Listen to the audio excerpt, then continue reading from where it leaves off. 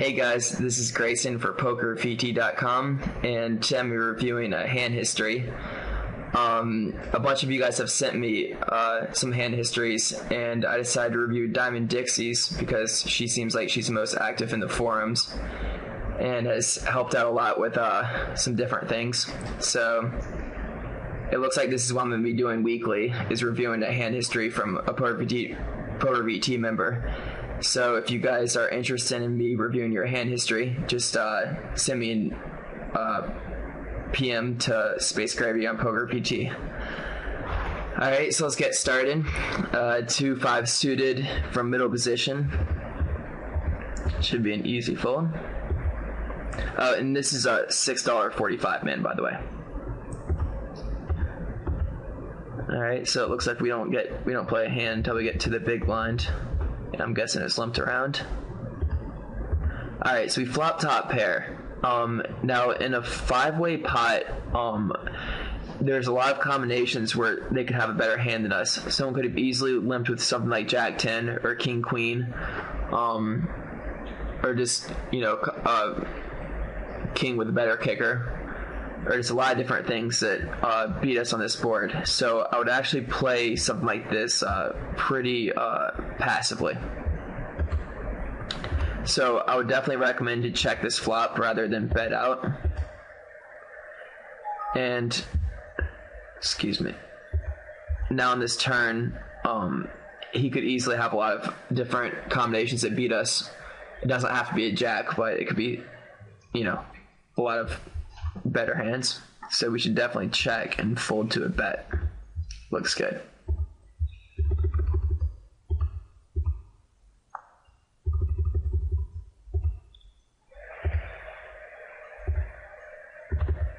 Alright, so it's 25-50 and we pick up pocket tens from early position.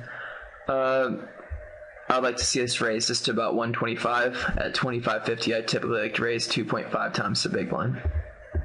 And so we raised to 150, and that's fine. And the big blind calls and just donk bets out. On this board, especially to a donk bet out, I would expect to be ahead. But there's no point in raising because he's not going to call too many worse hands if we raise this bet. So I think calling is definitely the best option. And we do raise. Now, raising isn't awful, but the problem is that he's not going to call with that many worse hands when we do raise. So we're kind of turning our hand to a bluff. He could call with like ace-4 or something like that, or maybe even something like pocket 7s or pocket 8s. But I think that just calling this flop is a much better option.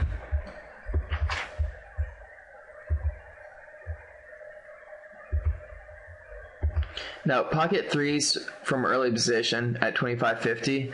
At the earlier levels like 10-20 or 15-30, I would limp with this hand. But at 15-30, we only have, at 25-50, we only have 30 big blinds. And we're just not getting the right price to limp and call a raise anymore. So, like pocket 2s through pocket 6s in early position at 25-50, I'd like to see a fold.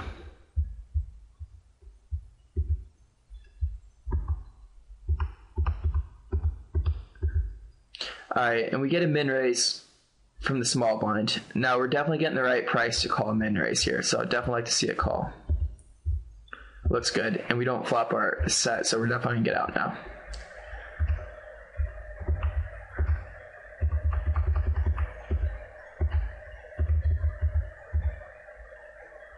Alright, ace-9 offsuit right here. We have a limp from late position. If it was folded around, I'd like to complete with ace-9 offsuit.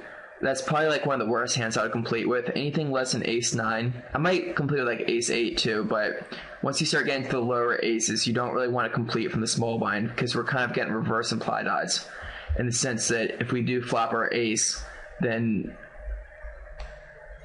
it could be likely that the person limping has a better ace with a better kicker, and we're just going to lose a lot of chips.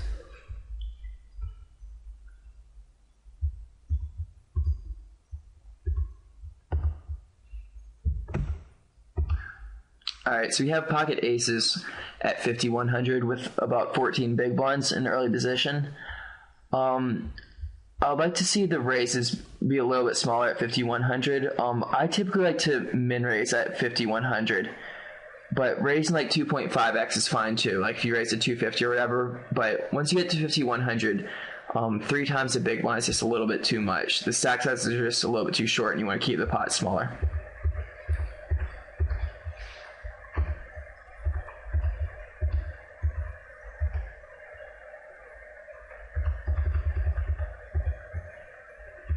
Alright, so we definitely should just check this. We have king 2 offsuit in the big blind, and the small blind completes. Now, on a board like this, it's likely that we're actually ahead. It's pretty... Usually king high heads up on this kind of board is usually good, but we don't really want to get involved. So I think we can just actually fold this hand. That's good.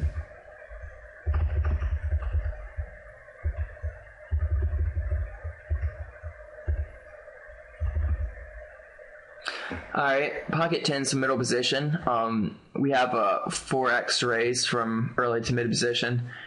This is a pretty tough spot right here. I think that pocket 10's with under 10 big blinds from a early to mid position raise is a good enough hand to get in though. Sorry about this thing that keeps popping up. So I just go ahead and get in right here. I think this is one of the worst hands I would get in with. Pocket 9s are pretty close, but I think I lean towards folding them, and I think I'd fold ace queen, and I would get in with ace king. So like ace king and pocket 10s and up are the hands I would get in with. Looks good. Alright, and we stay in this hand history, so somehow we're gonna win this. Quads are always good.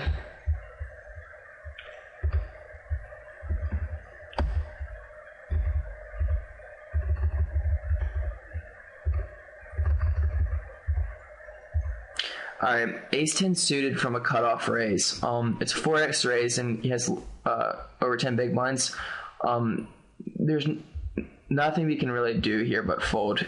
We definitely can't call, and shoving over just isn't good against a cutoff raise right here at 75-150, so we can just let it go.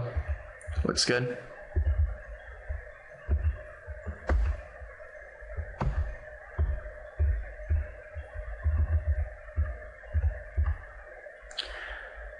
Alright, pocket queens against a 1.5 big blind shove and a small blind calls. We can easily just re-raise here, but we want to make it enough so that we think that the small blind will call. So probably just about double his min raise would be the best move. So he calls for 270, so we can make it like 600. Alright, and obviously shoving is plus EV. But we really want easy fly to stay in the hand and stack off on the flop with worse hands. So by shoving, it's really hard to keep him in there. So I think 600 would be a lot better right there.